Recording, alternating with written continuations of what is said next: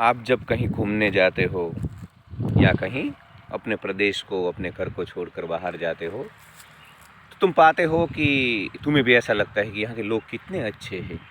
और जो लोग घूमने जाते हैं वो भी ज़्यादातर यही बातें करते होते हैं कि हम जिस प्रदेश में गए थे वहाँ पे तो कितने अच्छे लोग हैं। जो सारे फसाद हैं, जो सारे माया के आवरण हैं, वो तो हमारे एरिया में ही हैं, हमारे प्रदेश में ही हैं।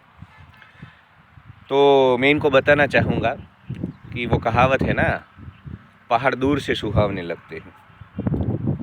तुम्हारे एरिया में जो लोग हैं और उनकी जो प्रकृति है ना मनुष्य के तौर पे, वही प्रकृति अफ्रीका के जंगलों में रहने वाले इंसानों में भी हैं, जापान में भी हैं, पूरे भारतवर्ष में भी वही प्रकृति है। आपको अगर आपके एरिया में मोह आसक्ति रजोगुणी चीज़ों के पीछे भागने वाले स्वार्थी द्वेषी ऐसे लोग दिख रहे हैं, तो ऐसे ही लोग पूरी दुनिया में हैं, क्योंकि अंततः किसी का कोई कसूर नहीं है। ये तो मानव प्रकृति, मानव सभ्यता के ही गुण हैं। तो कहने का तात्पर्य यह है कि ये कभी बदलने वाला नहीं है, क्योंकि प्रकृति ने हमारी रचना ही ऐसे की है। तुम्हारा जो प्रमुख कर्तव्य है वो जीवन मुक्ति की ओर जाने का है, और जीवन मुक्ति के लिए तुम्हें कुछ ना कुछ करके मोह और आसक्ति छोड़ देनी है। अब ऐसा नहीं है कि तुम्हें किसी से जुड़ना ही नहीं है, प्रेम ही नहीं करना है, पर मोह और आसक्ति नहीं। तुम सबको प्रेम कर सकते हो, पर वो तुम्हें तुम्हारे अनुसार चले ऐसा मतलब अपेक्षा नहीं रख सकते हो।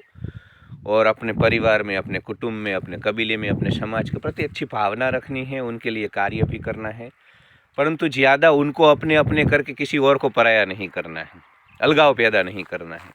तुम अपने लोगों को प्रेम कर सकते हो, अपने परिवार को भी प्रेम कर सकते हो, परंतु किसी और का द्वेष नहीं कर सकते। किसी और को, वो भी परमात्मा का स्वरूप है, तुम्हारा परिवार भी परमात्मा का स्वरूप है। यहाँ की व्यवस्थाओं में तुम्हारे परिवार की जिम्मेदारियाँ तुम्हारी है, वो करो, परंतु किसी से अलगाव ज़्यादा मत करो, क्योंकि अंततः जीवन मुक्ति के आड़े ये सबसे बड़ा रोड़ा है। क्योंकि आजकल लोगों के दुखों का 90% कारण उनके खुद के परिवार के लोग होते हैं, उनके समाज के लोग होते हैं। तो जीवन मुक्ति इससे बच जाए।